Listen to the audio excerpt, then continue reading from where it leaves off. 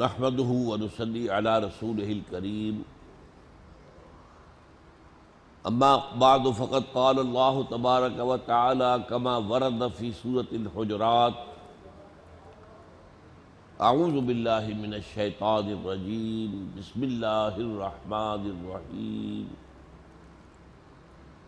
قالت الاعراب آمنا قل لم تؤمنوا ولكن قولوا اسلمنا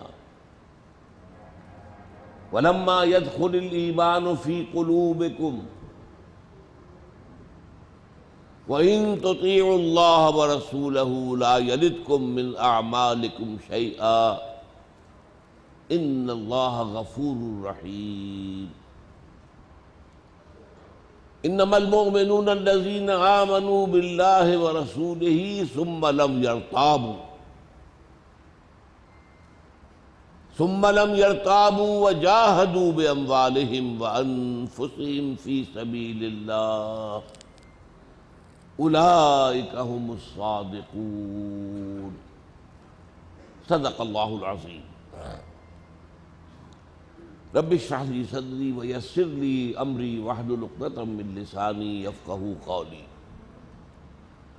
اللهم ربنا الهمنا رشدنا واعذنا من شرور انفسنا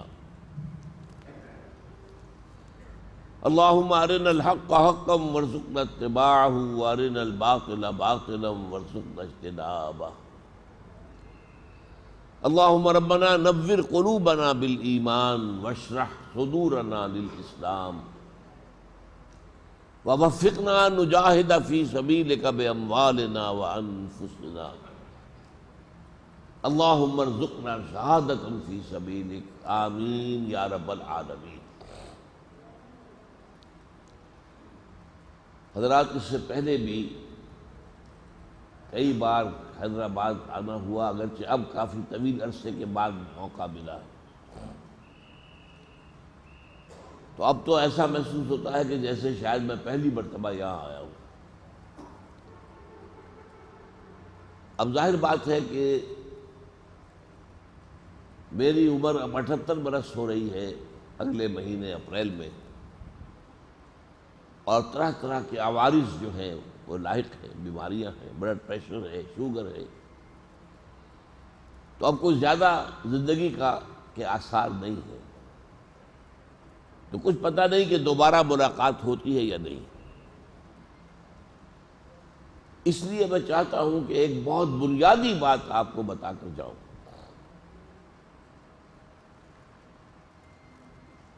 دیکھیے، یہ سورہ حجرات کی 2 آیات میں نے آپ کو سنائی ہے، آیت نمبر 14، آیت نمبر 15۔ آیت نمبر 14 میں فرمایا قالت الاعراب آمنا، یہ بدو کہہ رہے ہیں کہ ہم ایمان لے آئے۔ قل لم تؤمنوا، اے نبی آپ ان سے کہہ دیجئے تم ہرگز ایمان نہیں لائے ہو، ولیکن قولوا اسلمنا، یوں کہو کہ ہم اسلام لے آئے ہیں۔ ولما يدخل الایمان فی قلوبکم، ابھی تک ایمان تمہارے دلوں میں داخل نہیں ہوا۔ یہ مقام سورہ حجرات کا اس اعتبار سے قرآن مجید میں اہم ترین مقام ہے، خاص اس پہلو سے۔ ویسے تو قرآن کی ہر آیت اہم ترین ہے، لیکن ہر مقام جو ہے کسی خاص اعتبار سے اہم ترین ہے۔ وہ خاص پہلو کیا ہے؟ عام طور پر سمجھا جاتا ہے کہ مسلم اور مومن، اسلام اور ایمان ایک ہی بات ہے، مترادف ہے۔ مومن کہہ لو، مسلم کہہ لو، ایک ہی بات ہے۔ یہاں قرآن مجید میں بھی ہم دیکھتے ہیں کہ اکثر و بیشتر ایمان اور اسلام جو ہے ہم معنی الفاظ کے طور پر استعمال ہوتے ہیں۔ علماء کرام کا کہنا یہ ہے کہ یہ چند جوڑے ایسے ہیں قرآن مجید کی اصطلاحات میں کہ جن میں دو کا جو جوڑا ہے تو دو الفاظ ہم معنی بھی ہیں اور مختلف بھی ہیں۔ جہاد اور قتال ہم معنی بھی ہیں، مختلف بھی ہیں۔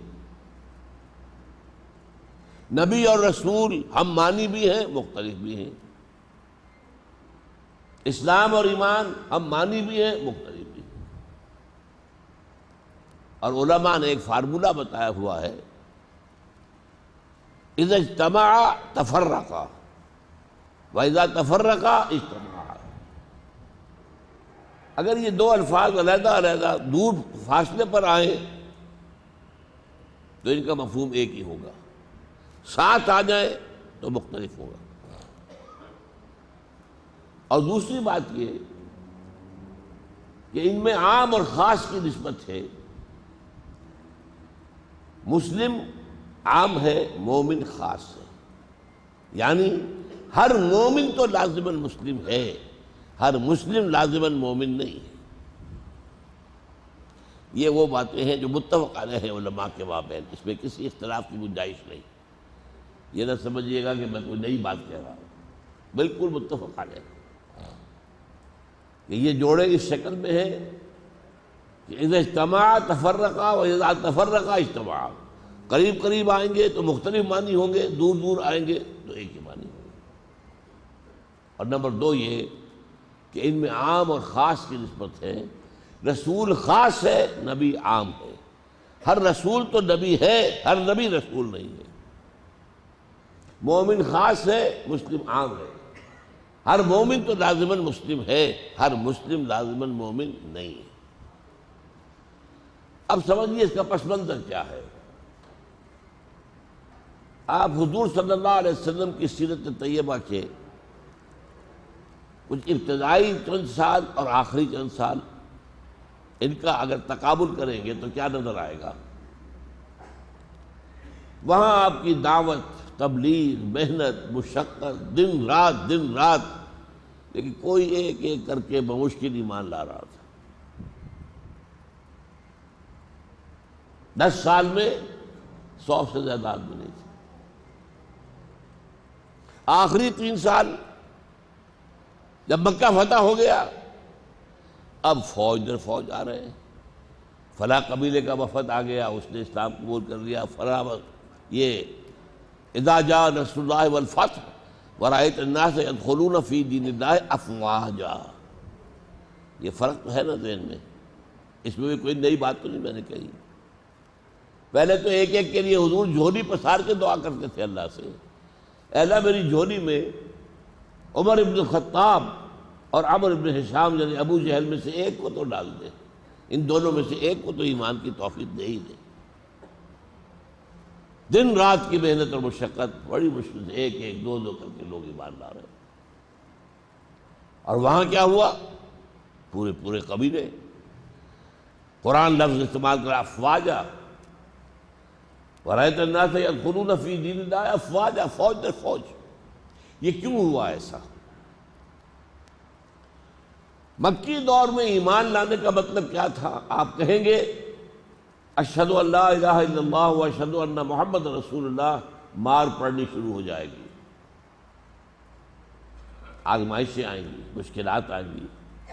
نوجوان ہو تو گھروں سے نکال دیے جاؤ گے، بھوکے رکھے جاؤ گے، زنجیروں میں باندھ کر گھروں میں ڈال دیے جاؤ گے۔ ایسا بھی ہوا ہے کہ انگارے بچھا کر لٹایا گیا ہے زندہ آدمی کو، حضرت خباب بن الارت کو رضی اللہ تعالی عنہ شہید بھی کیا گیا، حضرت سمیہ اور حضرت یاسر رضی اللہ تعالی عنہما، شوہر اور بیوی۔ ان حالات میں ایمان لانا کوئی آسان کام تو نہیں تھا۔ مطلب کیا ہے؟ یقین پہلے پیدا ہوتا تھا، بعد میں اقرار کرتے تھے۔ جب تک وہ یقین اس درجے کا پیدا نہ ہو جائے، کون ہمت کرتا کہنے کی